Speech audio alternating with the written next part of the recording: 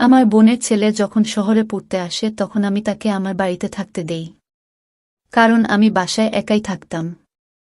আমার বড় বাইরে ছিল বলে তার সাথে এই ব্যাপারে কথা বললে সে রাজি হয়ে যায়। আমার বোনের ছেলে আমার অনেক খেয়াল রাখত, বাজার থেকে কোনো কিছু আনার প্রয়োজন হলে সে এনে দিত। একদিন হঠাৎ আমি অসুস্থ হয়ে পড়ি। তখন আমার বোনের ছেলে বলে, এখন তুমি শুধু আরাম করবে। রাতে সে আমাকে দুধ খাওয়ানোর পর ওষুধ খাইয়ে চলে যেত। সকালবেলা ঘুম থেকে উঠলে আমি অনেক শান্তি পেতাম।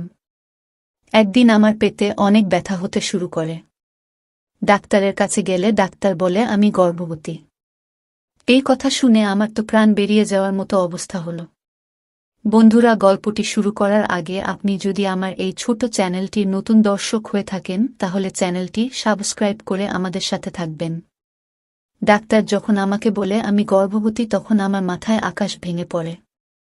আমি আশ্চর্য হয়ে ডাক্তারের মুখের দিকে তাকিয়ে থাকি।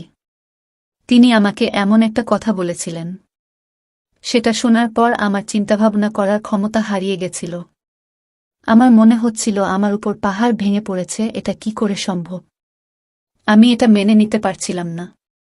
আমি ডাক্তারকে বলি, নিশ্চয়ই আপনার কোথাও ভুল হচ্ছে, আমার শুধু পেটে ব্যথা করত। সে আমাকে দেখে হাসতে থাকে। সে আমাকে রিপোর্ট দেখায়, আমাকে বলে, বিগত ৩ বছর ধরে তুমি আমার কাছে এই জন্যই তো চিকিৎসা করছ। অবশেষে ভগবান যখন তোমাকে খুশির খবর শুনিয়ে দিল, তখন তো তোমার ভগবানকে ধন্যবাদ দেওয়া উচিত। আমি আমার রিপোর্ট দেখে চমকে যাই। আমি কখনো ভাবতে পারিনি আমার জীবনে কখনো এরকম ভয়ঙ্কর ঘটনা ঘটবে। আমি তো এই কথা শুনে ঘাবড়ে যাই। আমার বিয়ের ৫ বছর হতে চলল, আর আমার বর কাজের সূত্রে বাইরে থাকে। কয়েক বছরে শুধুমাত্র ১০ দিনের জন্য দেশে আসে। আর আমি চাইতাম সেই সময় আমার ইচ্ছা যাতে পূরণ হয়ে যায়, যাতে আমার মন বাচ্চার উপরে থাকে, তাকে নিয়ে যাতে আমি দিন কাটাতে পারি। কিন্তু প্রত্যেকবার আমি দুঃখ পেতাম। এখন তো সে বিদেশে ছিল। আমি ডাক্তারকে কিছু বলিনি। নিজের রিপোর্ট নিয়ে ধীরে ধীরে বাইরে চলে আসি। আমার মাথা কাজ করা বন্ধ করে দিয়েছিল। এটা কি করে হতে পারে? আমি গর্ভবতী। আমার বাড়ি ক্লিনিকের একটা গলির পরেই ছিল, কিন্তু আমার পা এত ভারী মনে হচ্ছিল যেন আমার কাছে অনেক ভারী কিছু চাপানো আছে। বাড়িতে আমরা শুধু দুজনই থাকতাম, আর কেউ থাকত না। এক আমি, আর দ্বিতীয়ত ফাহিম আমার মাথা কাজ করা বন্ধ করে দেয়। ফাহিম আমার নিজের বোনের ছেলে ছিল। আমার নিজের বড় দিদির ছেলে, তার ব্যাপারে উল্টোপাল্টা কিছু চিন্তা করতে পারছিলাম না। আমি তখনই সামনে নিজের বাড়ির গেট দেখে আমি চমকে উঠি। আমার মনে হচ্ছিল ক্লিনিক থেকে বাড়ি পর্যন্ত কোনো প্রাণহীন লাশকে ধাক্কা দিয়ে এত দূর নিয়ে এসেছে। আমার গলা এমনভাবে শুকিয়ে গেছিল যে আমার নিঃশ্বাস নিতে পর্যন্ত কষ্ট হচ্ছিল। আমি দরজায় বেল বাজাই, তখনই ফাহিম এসে দরজা খুলে দেয়। আমি বাড়ির ভিতরে চলে যাই। আমাকে দেখে ফাহিম হাসতে থাকে। আমি ঘরে যেতেই সে বলে, মাসি, আজ তুমি এত দেরি করে এলে। আমি তোমার জন্য অনেক অপেক্ষা করেছি। তারপর আমি আর খিদে সহ্য করতে না পেরে খেয়ে নিয়েছি। তোমার জন্য খাবার নিয়ে আসি। সে আমার বড় দিদির ছেলে, যে চাকরির সূত্রে শহরে চলে এসেছিল, আর বিগত কিছু মাস ধরে সে আমার সাথে থাকছে। আমার স্বামীরও এ ব্যাপারে কোনো আপত্তি ছিল না। ফাহিমের ব্যাপারে সে সবকিছু জানত। তাছাড়া সে অনেক খুশি ছিল। সে আমায় খুব একটা চিন্তা করত না, ফাহিম ছিল বলে। ফাহিম বলল, মাসি, তোমার কি হয়েছে? ফাহিমের কথা শুনে আমি চমকে যাই। আমি বললাম, কিছু না। আমার খিদে নেই, মাথায় ব্যথা করছে। আমি নিজের ঘরে যাচ্ছি। এই কথা বলে আমি ঘরে চলে গেলাম। আমি রিপোর্ট টেবিলে রেখে নিজের নিষ্প্রাণ শরীর নিয়ে বসে থাকি। আমার চিন্তাশক্তি শেষ হয়ে গেছিল। ফাহিম আমার নিজের বন্ধু ছিল, আমার দিদির ছেলে। আমি তার ব্যাপারে এমন কিছু ভাবতে পারছিলাম না। আমি ভাই বোনদের মধ্যে সব থেকে ছোট ছিলাম, আর দিদি সব থেকে বড়। দিদির যখন বিয়ে হয় আমার বয়স তখন ৯ বছর ছিল, আর যখন ফাহিমের জন্ম হয় তখন আমার বয়স ছিল ১১ বছর। আমার বড় দিদির বাড়িতে অনেক নিয়ম ছিল। তাদের করা হুকুম ছিল। তাহলে সব হুকুম ফাহিম মেনে চলত। তাকে সবাই পছন্দ করত। কিন্তু আমার কাছে যে রিপোর্ট ছিল তাতে আমার সন্দেহ ফাহিমের উপরে হচ্ছিল। আমি আর ফাহিম ছাড়া বাড়িতে আর কোনো তৃতীয় ব্যক্তি থাকত না যার উপর আমার সন্দেহ হবে। আমি মাথায় হাত দিয়ে চুপ করে বসেছিলাম। আমার মনে পড়ে কিছুদিন ধরে ফাহিম আমায় দুধের সাথে ওষুধ খেতে দিত, যেটা খেয়ে আমি গভীর ঘুমে আচ্ছন্ন হয়ে যেতাম। সকালে যখন আমি উঠতাম তখন অনেক আরাম লাগত। সে কি তাহলে আমাকে ঘুমের ওষুধ খাওয়াত আর আমার ঘুমিয়ে পড়ার পর কিছু করত? ফোঁটা ফোঁটা জল আমার চোখ থেকে পড়তে থাকে। আমার একরকম অস্বস্তি হতে শুরু করে। সত্যিকারের সম্পর্কে কি মানুষ এমন করতে পারে? নিজস্ব শারীরিক চাহিদা মেটানোর জন্য মানুষ এমন করতে পারে? আমি তার মাসি ছিলাম, তার নিজের মায়ের বোন, মানে তার মায়েরই মতন। সে আমার কাছে ছেলের মতোই ছিল। আমি তার সামনে কোনো পর্দা করতাম না। তার মাথা যদি আমার ব্যাপারে এরকম ভাবেও, তবে তার মন কি করে এই পাপ, এই অন্যায় করতে সম্মতি দিল? আমি অনেক কাঁদছিলাম। আমি যে কি ভয়ঙ্কর যন্ত্রণা সহ্য করেছি তা হয়তো কেউ বুঝতেও পারবে না। আমার মনে পড়ে গেল ছোটবেলায় আমি যখন দিদির কাছে থাকতাম, তখন সে আমার কোলে বসে পড়ত। সে আমাকে মাসি না বলে মাতামাতি বলত। আমি সবার ছোট ছিলাম আর সে দিদির প্রথম সন্তান ছিল। সেই জন্য আমার বাড়িতে সবথেকে বেশি সময় সে আমার সাথে কাটাত। যখন আমার বিয়ে ঠিক হয় তখন সে নতুন নতুন কলেজে ভর্তি হয়েছে। সে আমাকে সোহানের নাম নিয়ে অনেক রাতও সে বলত, তুমি এত সুন্দরী, মনমোহিনী, আর সে লম্বা চওড়া ছেলে, তার উপরে রাগী মেজাজের। মাসি, সোহান আঙ্কেলকে তোমার সাথে একদম মানাবে না। তোমার সাথে তো আমার মতো কোনো স্মার্ট ছেলেকে ভালো লাগবে। সে সবসময় সোহানের ব্যাপারে এরকম বলত। সত্যি, আর কি করত? আমি তার দিকে অনেক রেগে রেগে তাকাতাম। আমার আর তার মধ্যে আন্ডারস্ট্যান্ডিংও অনেক ভালো ছিল। যখন সে আসত রাতে অনেক কথা বলত, হাসত, মজা করত। সে এখন আমায় বলে, সোহান আঙ্কেল মনে হয় বিদেশে কোনো মেম সাহেবকে বিয়ে করে নিয়েছে, সেজন্যই তো ফিরতে চায় না। আমি তার দিকে রেগে রেগে তাকাতাম আর হাসতাম। তাকে দেখে কখনো এমন মনে হতো না যে সে আমার সাথে এমন নোংরা কাজ করতে পারে। আমি এই সবই চিন্তা করছিলাম। তখনই ফাহিম দরজায় ঠক ঠক শব্দ করে ঘরের ভিতরে এলো। তখনও তার হাতে দুধের গ্লাস, ওষুধও ছিল। সে খুব স্বাভাবিকভাবেই আমার সামনে বসল। কিন্তু সে বিছানায় বসতেই আমি ভয়ে পিছনে সরে যাই। যে সব কথা আমি ডাক্তারের থেকে শুনে এসেছিলাম তাতে আমার জায়গায় যে কেউ থাকুক না কেন সে ভয় পেয়ে যেত। আমি একা সে সময় ফাহিমের সাথে বাড়িতে ছিলাম। সে আমাকে এভাবে ভয় পেতে দেখে অবাক হয়ে যায়। কি ব্যাপার মাসি, তুমি এত ভয় পেয়ে আছো কেন? সবকিছু ঠিক আছে তো? নাও, দুধ খাও আর আরাম করো। ফাহিম আমার দিকে গ্লাসটা এগিয়ে দেয়। আমি তার কাছ থেকে গ্লাস নিয়ে পাশে রেখে দিই। তাকে বলি, যাও এখান থেকে, আমার ঘুম পাচ্ছে।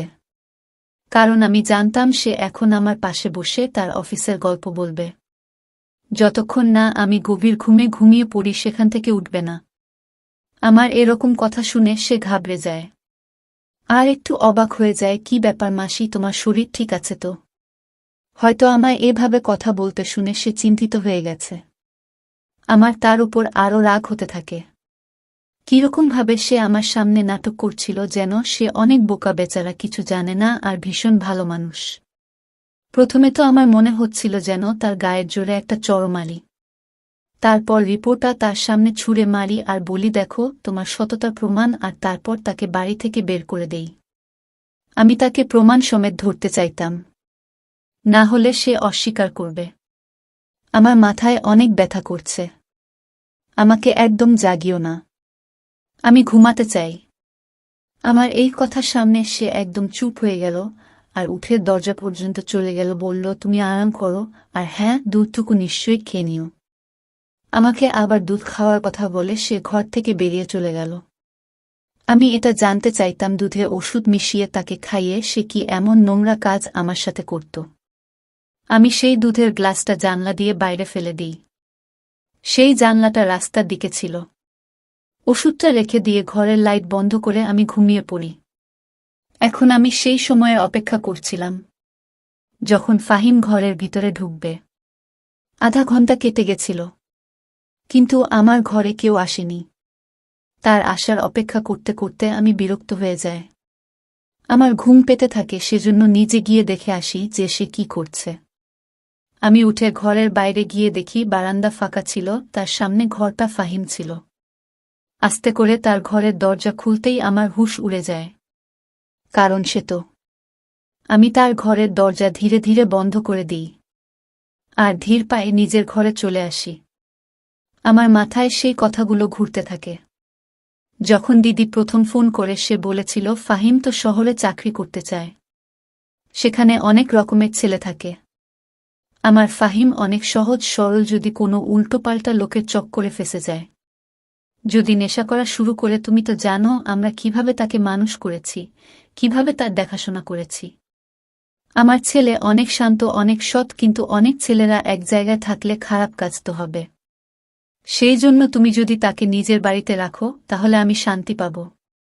সেই সময় আমি ফাহিমের এই ভেবে বাড়িতে থাকতে দেই, কারণ আমি মনে করতাম সে আমার বন্ধু নয়, বরং সে আমার ছেলের মতো। আমার মাথা যন্ত্রণায় ফেটে যাচ্ছিল। আমি দেখেছিলাম আমার দিদির ছেলে সেই সময় নিজের ঘরে বসে সিগারেট খাচ্ছিল। আমার দিকে তার পিঠ ছিল, সেই জন্য সে কিছু জানতে পারেনি।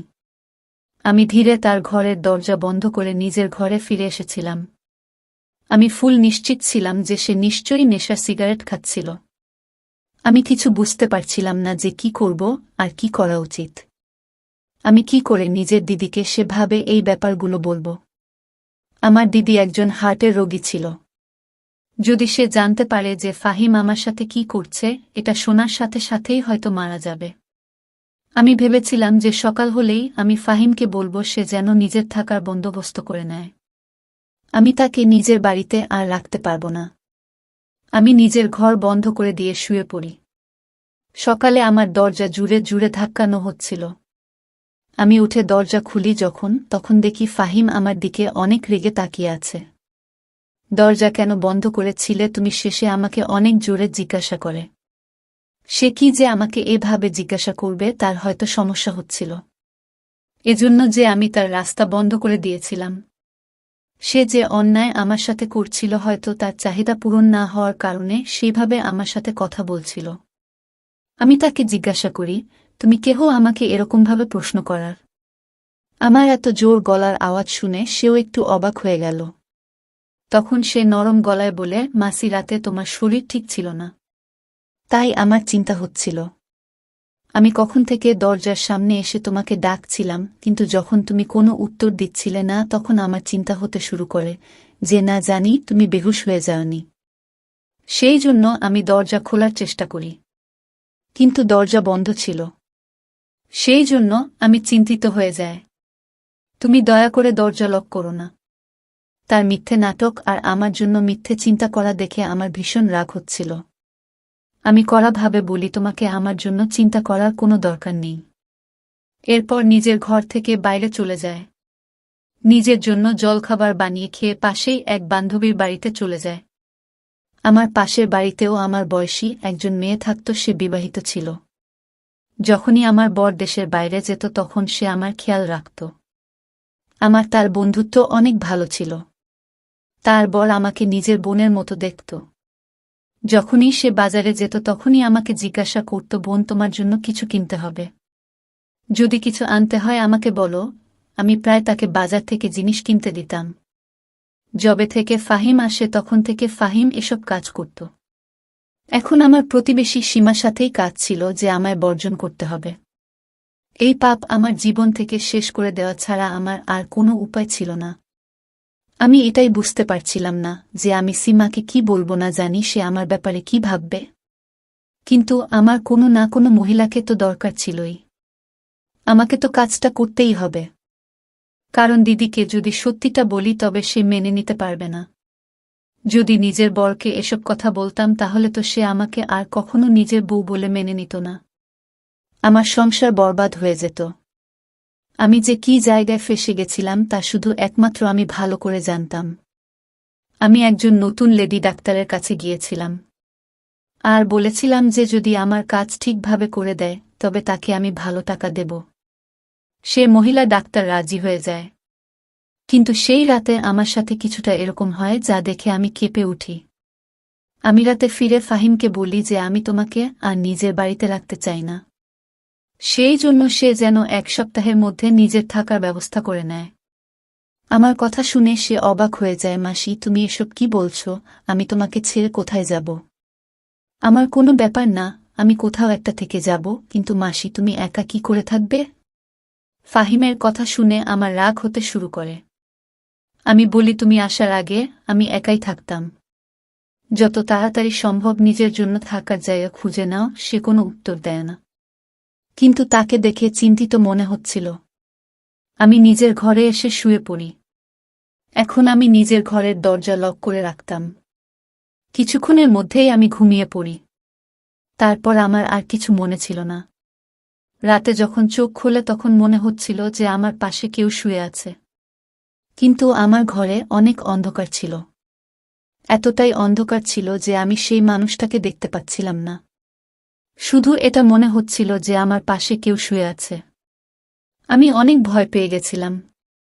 আমি তাড়াহুড়ো করে কিছু বুঝতে না পেরে চিৎকার করতে থাকি। কিছুক্ষণের মধ্যেই আমার পাশে শুয়ে থাকা মানুষটা উঠে বসে। আমার বিছানা থেকে উঠে যাওয়ার আগেই সেই মানুষ নিজের হাত দিয়ে আমার মুখ চেপে ধরে। এখন তো আমি অনেক চমকে গিয়েছিলাম। আমি নিজেকে বাঁচানোর কোনো কথা চিন্তা করার আগে সে মানুষটা বিছানার পাশে থাকা ল্যাম্প অন করে দেয়। তাকে দেখে তো আমার হুঁশ হারিয়ে যায়। আমার সামনে আমার বর ছিল কখন বাড়ি আসে। সে আমাকে কিছু না জানিয়ে হঠাৎ চলে এসেছিল। সে হাসতে থাকে বলে, তোমাকে সারপ্রাইজ দেওয়ার ছিল। যখন আমি বাড়ি ফিরি তখন ফাহিম দরজা খুলে। সে জানতো আমি এখানে আছি। যখন আমি ঘরে আসি তখন ঘর লক ছিল। তুমি জানো, জানলা দিয়ে আমাকে ভিতরে আসতে হয়েছে। তুমি তো অদ্ভুত। এখানে কি এমন অচেনা ব্যক্তি আছে যে তুমি দরজা লক করেছ? তার কথায় আমি উত্তর দিতাম। সেই সময় আমি মন থেকে অনেক ভেঙে পড়েছিলাম। সেই জন্য সোহানের গলা জড়িয়ে আমি অনেক কাঁদতে থাকি। সে ভেবেছিল যে সে ছিল না বলে আমি উদাস ছিলাম। সেজন্য এভাবে হঠাৎ তাকে সামনে দেখে কেঁদে দিয়েছি। সত্যিটা অন্য কিছু ছিল। আমি জানতাম আমার উপর দিয়ে কি ঝড় বয়ে যাচ্ছে। সে আমাকে সান্ত্বনা দিতে থাকে। সকালে যখন আমি উঠি তখনও সোহান ঘুমাচ্ছিল। আমি অনেক চিন্তিত ছিলাম, আজ আমাকে ডাক্তারের কাছে অ্যাবর্শন করতে যেতে হবে। কিন্তু সোহানের উপস্থিতিতে এটা সম্ভব নয়। আমি এটা ভেবে চিন্তিত ছিলাম যে সোহানের কাছে কি অজুহাত দেবে, কি করে এই কথাটা লুকাবো। আমি চিন্তিত হয়ে বাইরে বসেছিলাম। তখনই ফাহিম রান্নাঘর থেকে বের হয়। সে নিজের ও সকলের জলখাবার বানিয়ে টেবিলে রাখছিল। আমাকে দেখে হাসতে থাকে আর আমাকে জিজ্ঞাসা করে, মাসি মেসোকে এভাবে হঠাৎ দেখার সারপ্রাইজ পেয়ে কেমন লাগছে? আমার তাকে দেখে ঘৃণা হয়। আর তাকে জিজ্ঞাসা করি, তুমি এত নাটকীয় ব্যক্তি কেন? এত ভালো মানুষের অভিনয় কিভাবে করো? তুমি লজ্জা লাগে না তোমার? একদিকে মাসি বলে ডাকো আর অন্যদিকে। আমি এসব দেখে দেখে বিরক্ত হয়ে গেছিলাম। সেই জন্য কোনো কিছু ভাবনা চিন্তা না করেই মুখে যায় এসেছিল আমি বলে দিয়েছিলাম। সে এতটাই মিলছিল। সে তখন আমাকে অবাক হয়ে দেখছিল। আমাকে বলে, মাসি কি বলছো তুমি? আমি তোমার কথা কিছু বুঝতে পারছি না। আমি এমন কি করেছি যার জন্য তুমি আমার সাথে এভাবে কথা বলছো? ফাহিমের কথায় আমি তার দিকে অবাক হয়ে দেখি আর নিজের ঘরে চলে যায়। সোহান তখন ঘুমাচ্ছিল। আলমারি থেকে নিজের রিপোর্ট বের করি আর ঘরের বাইরে চলে আসি। সিহাব টেবিলের পাশে দাঁড়িয়েছিল। আমি সেই রিপোর্ট তার মুখের উপর ছুঁড়ে মারি আর তার মুখের সাথে ধাক্কা লেগে মাটিতে পড়ে যায়। বলি, এটা পড়ো আর নিজের নোংরা মুখ নিয়ে সোহান ওঠার আগে আমার বাড়ি থেকে বিদায় হয়ে যাও। আমি ওকে রেগে রেগে এই কথাগুলো বলি, কারণ আমি চাইতাম না কোনোভাবে সোহান এই কথা জানতে পারুক। ফাহিম রিপোর্টটা মাটি থেকে তুলে খুলে যখনই সে সেই রিপোর্ট পড়ে তখন তার মুখের রং ফিকে হয়ে যায়। তার হুঁশ উড়ে যায়। তার কিছু বলার আগে সোহান বারান্দায় আসছিল। জানি না কিভাবে, কিন্তু সে সোজা ফাহিমের কাছে আসছিল। রিপোর্ট তার হাত থেকে নিয়ে পড়তে শুরু করে। সেটা দেখে তো আমার প্রাণ বেরিয়ে যাওয়ার মতো অবস্থা হয়। আমার সংসার নষ্ট হয়ে যাবে। সোহান তো আমাকে তালাক দিয়ে দেবে। আমার খুব বাজেভাবে মাথা ঘুরে যায় আর আমি পড়ে যাই। যখন আমার হুঁশ আসে তখন দেখি আমি হাসপাতালে আসছি। আমার হাত কাঁপছিল আর সোহান আমার দিকে দেখছিল। ফাহিম ও সেখানে দাঁড়িয়েছিল। আমি সোহানকে দেখে কাঁদতে থাকি। আমি বলি, আমার কোনো দোষ নেই। ফাহিম আমাকে ঘুমের ওষুধ দিত। আমি কিছু জানি না। দোহাই আমাকে তালাক দিও না। আমি তোমাকে অনেক ভালোবাসি, আমি তোমাকে ছাড়া বাঁচতে পারব না। আমি বিছানায় শুয়ে তার হাত ধরে তার কাছ থেকে ক্ষমা চাইছিলাম। শেষে আমার হাত ধরে বললে, তুমি চিন্তা করো না, আমি তোমাকে ছাড়ব না। আমি আবার নতুন করে তোমার টেস্ট করিয়েছি, তুমি গর্ভবতী, হয়তো অন্য কারো রিপোর্ট তোমার রিপোর্টের সাথে বদলে গিয়েছিল। না তুমি দোষী আর না শিহাবের কোনো দোষ আছে। এরকম কিছু নয়, তুমি তার চরিত্রের উপর সন্দেহ করো না। শুধু রিপোর্টও অদল বদল হয়ে গেছিল। এটা একটা ভুল বোঝাবুঝি হয়েছে। ফাহিমের উপর যখন আমার নজর পড়ে তখন সে কাঁদছিল, তার মুখ থেকে কোনো শব্দ বেরোচ্ছিল না, ও শুধু কাঁদছিল। আমাকে দেখে আমার কাছে এলো আর বলল, মাসি তুমি কি করে ভাবলে যে আমি তোমার সাথে এরকম করতে পারি? আমি আমার মা আর তোমার মধ্যে কখনো কোনো পার্থক্য করিনি। আমি তো কখনো কোনো অচেনা মেয়ের দিকে চোখ তুলে পর্যন্ত তাকাইনি। তুমি তো আমার মায়ের মতো। আমি বললাম, আমি তোমাকে সিগারেট খেতে দেখেছি। সে বলে, আমি নেশা আর সিগারেট কখনো খাই না। হ্যাঁ, কখনো কখনো এমনি সিগারেট খাই। আমি তোমার খেয়াল এই জন্য রাখতাম যে ছোটবেলা থেকে আমি তোমার কোলে পিঠে করে মানুষ হয়েছি, বড় হয়েছি, সেই জন্য। যেভাবে আমি আমার মায়ের খাবার আর ওষুধের খেয়াল রাখতাম সেভাবেই তোমারও খেয়াল রাখতাম। আমি যদি জানতাম আমার জন্য তোমার অসুবিধা হবে, তাহলে আমি কখনো ওখানে যেতামই না। সে কেঁদে কেঁদে এই কথাগুলো বলছিল। একটা ভুল রিপোর্ট আমাকে লজ্জায় ফেলে দিয়েছিল। আমি নিজের দিদির ছেলের ব্যাপারে কি না ভেবেছিলাম। কিন্তু আমার মাথায় একবারও এই চিন্তা আসেনি যে রিপোর্ট ভুলও হতে পারে। আফসোস, যদি আমি দ্বিতীয়বার আরও একবার টেস্ট করে নিতাম তাহলে এসব কিছু ঘটত না। বন্ধুরা, আজকের গল্প এখানেই শেষ করছি। যদি আমার গল্পগুলো তোমাদের ভালো লাগে তাহলে একটা লাইক দিয়ে বন্ধুদের সাথে শেয়ার করে দিন। দেখা হবে আগামীকালের নতুন ভিডিওতে। সবাই ভালো থাকবেন, ধন্যবাদ।